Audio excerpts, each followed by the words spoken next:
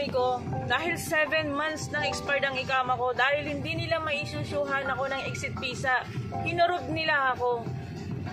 Hinurog nila ako. Diba? Ganyan ang ginagawa ng mga company dito. Pinapahirapan nila. Magpasalamat na lang tayo kasi nandyan yung Polo or MWO na tumutulong sa atin. Responsibilidad nilang bigyan tayo ng mga exit visa. Responsibilidad nilang ayusin yung mga dokumento natin. Antay ako ng antay, pinag-antay-antay nila ako, bukra-bukra. Yung pala, hinurob ako. Kung di naman sila nakakagalit, di ba? Kung dapat sabihin nila, humingi ka ng tulong sa Polo, mag-Polo ka, dapat that time, pumunta na ako, inasikaso ko na. Hindi yung nagsabi sila na okay, bukra. Inshallah, bukra. Diba? Pangit yung patakaran nitong company na to, yung agency sa Pilipinas nasira. Dapat yung mga company ganito, hindi binibigyan ng mga Pilipinong workers. Kasi kahit wala kang ginawang mali, inuhurog ka. Eh pag hinurog ka pa naman na mag-e-exit ka, mahihirapan kang bumalik dito sa Saudi Arabia. Diba? Mga sorry, pero napamura talaga ako. So, napakabait kong tao. Trabaho, accommodation, vlogs ang ginagawa ko, pero hinurog ako.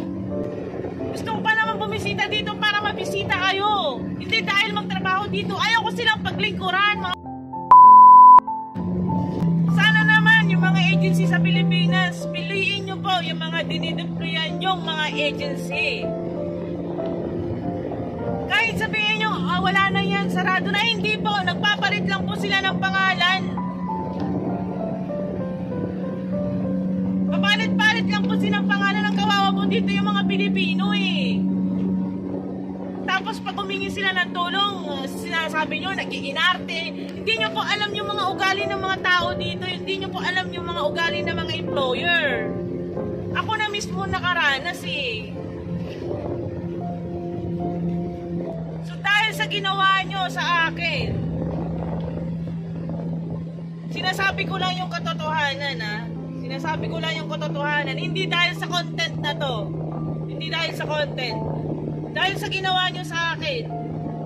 Urop nyo ako, wala akong ginagawang masama.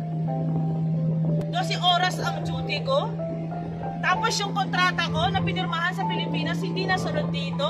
Nagreklamo ba ako sa inyo? Dahil gusto ko lang ma-experience na magtrabaho dito sa Saudi Arabia. Ganito palang kalakaran, kaya pala maraming mga employee, mga Filipino worker ang inaabuso dahil sa gawan ng mga employer. Tinotolerate din ng mga ibang agency.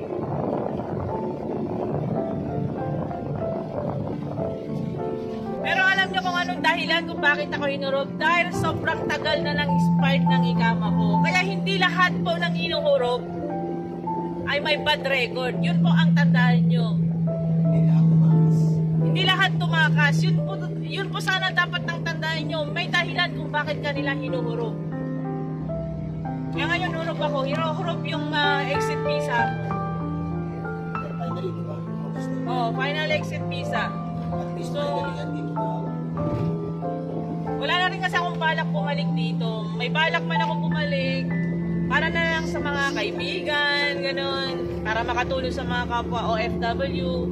Kaya nagpapasalamat po tayo sa lahat po ng bumubuo ng Polo Riyadh. Wag po natin silang patikusin o wag po natin silang husgahan kung ano yung mga ginagawa nilang napapalitaan nilang mali. Sila po yung kakampi natin dito. Sila po yung tumutulong sa atin. Basta nakaka-disappointed talaga. Sayang yung oras ko, more than 1 week na ako nag-stop to work. Yung pala, ganun ang plano ng aking employer, di ba? Nakakagalit. Mga agency sa Pilipinas, piliin nyo po yung mga dinideployan yung mga agency. Kahit sabihin nyo, wala na yan, sarado na, hindi po. Nagpapalit lang po sila ng pangalan. Papalit-palit lang po silang pangalan ng kawawa po dito yung mga Pilipino eh. Tapos pag humingi sila ng tulong, sinasabi nyo, nag-iinarte. Hindi nyo po alam yung mga ugali ng mga tao dito. Hindi nyo po alam yung mga ugali ng mga employer. Ako na mismo nakaranas eh. Sinasabi ko lang yung katotohanan ha. Sinasabi ko lang yung katotohanan. Hindi dahil sa content na to. Hindi dahil sa content. Dahil sa ginawa nyo sa akin. Urop nyo ako. Wala akong ginagawang masama. 12 oras ang duty ko.